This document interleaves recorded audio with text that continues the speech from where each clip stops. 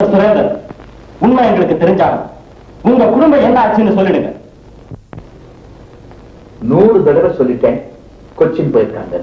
கொச்சின் பூரா விசாரிச்சிட்டோம். அப்படி யார் அங்க போனது? அங்க போலன்னா வேற எங்கேயாவது போயிருப்பாங்க. சுரேந்தர், நீங்க உயர்ந்த பதவி வகிச்சவங்க, போய் சொல்லாதீங்க. மிஸ்டர் கமிஷனர், நீங்க என்ன மிரட்டுறீங்க? இல்ல, உண்மையை சொல்லுங்கன்னு நான் வற்புறுத்துறேன். I am sorry. வற்புறுத்துறது இப்படி இல்லை. வீணா குற்றம் சாட்ட ஆசைப்படாது. ஆசைப்படல. ஆசைப்பட்டாலும் எனக்கு கவலை இல்லை. போலீஸை பத்தி எனக்கு நல்லாவே தெரியும். சுரேந்தர், அதிகம் பேசாதீங்க. எங்களுக்கு ஆதாரம் இருக்கு. காட்டுங்க.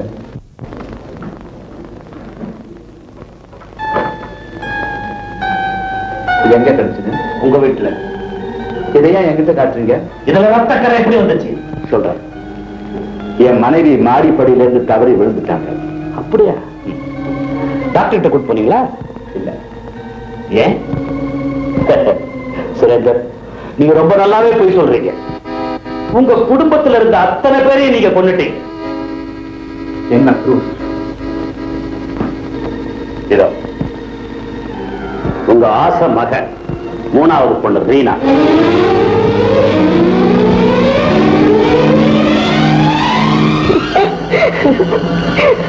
என்னப்பா?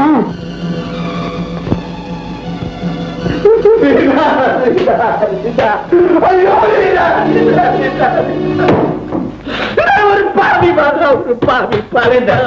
சுரேந்தர், அவங்க என்ன செஞ்சு என்ன ஒண்ணு கேட்காதீங்க.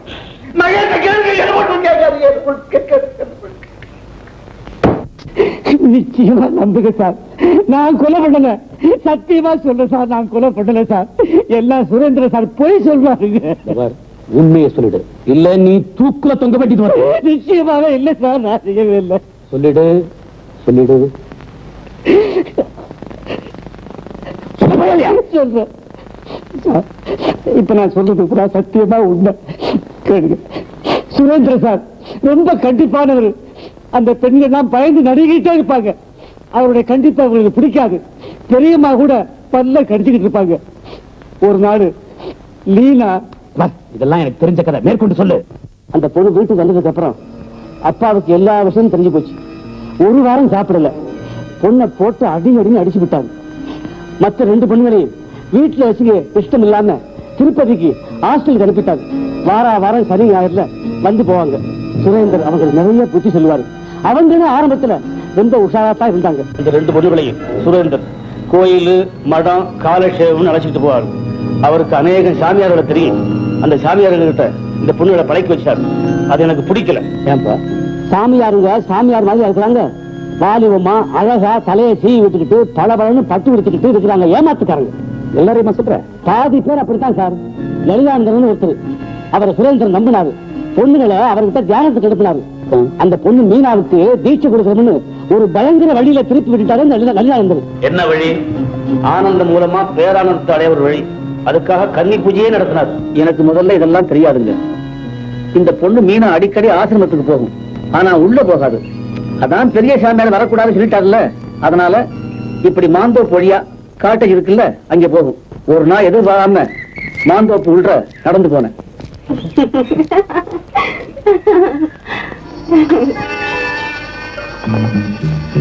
சிரிப்பு சத்தம் கேட்டுச்சு. காட்டேஜ் பக்கம் போனேன். எட்டி பார்த்தேன். ஒரு கடா மாதிரி சீடன் இந்த மீனால கையில வச்சுக்கிட்டு சும்மா பெசஞ்சு எடுத்துக்கிட்டு இருக்கு. அதுவும் சிரிச்சுக்கிட்டே உடம்பு பூராவையும் காட்டிக்கிட்டே இருக்கு. எனக்கு திக்குன்னு ஆயிப்போச்சு. விடு விடுன்னு காருக்கு திரும்பிட்டேன். அப்படியே கார்ல துண்டிக்கிட்டேன். உடம்பு தகிச்சு எடுக்குது, மூளை கொதிக்குது. கொஞ்ச நேரம் ஆச்சு. மீனா வந்தா, முன்னால ஏறினா, உட்கார்ந்தா. மனசு துடிச்சுது.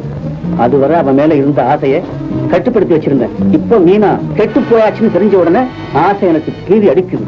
அவளை முறைச்சேன். துணியை சரி பண்ணிக்கிட்டான்.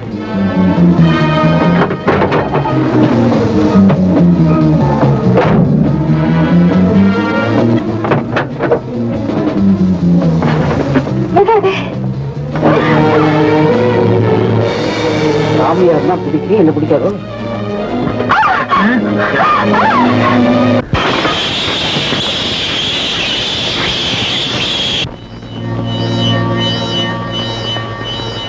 இப்பதான் வயசுக்கு வந்தா பொண்ணு. வீட்டுல கொண்டாட்டம் எல்லாம் கொண்டாடினாங்க. இது ஒரு விசித்திரமான குடும்பம். தலைவன் சரியில்லாத குடும்பம். இதுல நீ என்ன வேணும்னாலும் செய்யலாமடான்னு மனசு சொல்லிச்சு. என்னைக்கிடா இவ அகப்படுவான்னு நினைச்சேன். ஒரு நாள் மாட்டிக்கிட்டான். மீனாவோட சேர்ந்து அவளும் ஆசிரமத்துக்கு வந்தா. 2 பேரும் இறங்கி போனாங்க. கொஞ்ச நேரமாச்சு. ரீனா மட்டும் திரும்பி வந்தா. தெரியாதா? அந்த காட்டேஜி பக்கம் போய் பாரு. காட்டேஜி பக்கம் போனா. திரும்பி வந்தா. கார்ல ஏறி உட்கார்ந்தா. நானும் கார்ல ஏறி உட்கார்ந்தேன். கதவை அடைச்சேன். என்ன பார்த்தா. சிரிச்சேன். புரிஞ்சுக்கிட்டா. ஸ்டார்ட் பண்ண. முடிச்சா.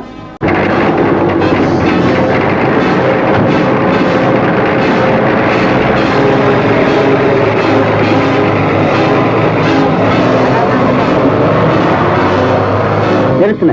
ஈனா முத பொண்ணு. யாரையோ காதலிச்சா. யாரையோ கைப்பிடிச்சா. அப்புறம் 2 பேரும் கைவிட்டதுல தனிமரமா நிக்கிறா. வீடு அவளுக்கு காடு, அறை அவளுக்கு சிறை. யாருக்கிட்டையும் அண்டாம தனியா இருந்தா. ராத்திரி நானே பால் எடுத்துட்டு போனேன்.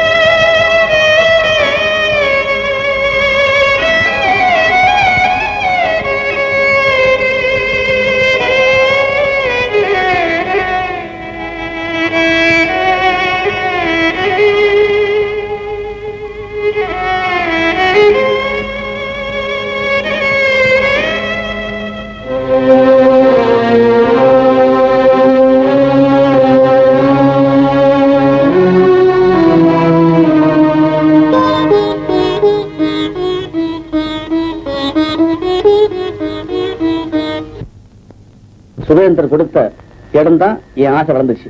எதிரே வளர்ற நச்சு மரத்தை பார்த்தார தவிர காலுக்கு அடியில் வளர்ற நச்சு புல்ல அவர் கண்டிச்சு படம்.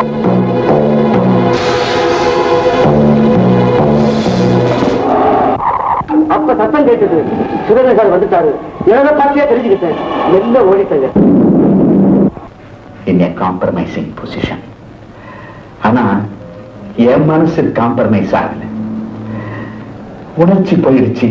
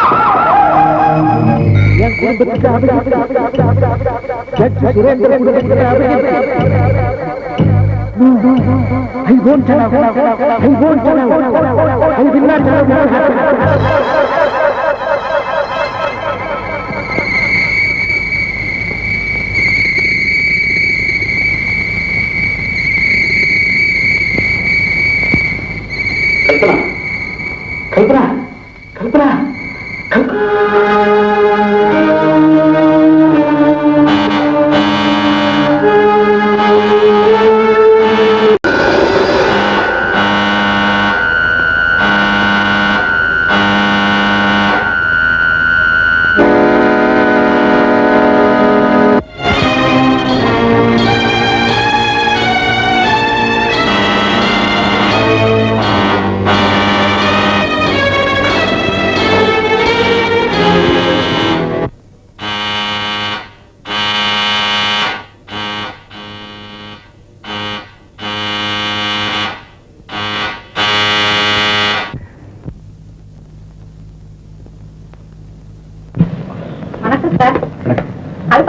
போனாங்களா?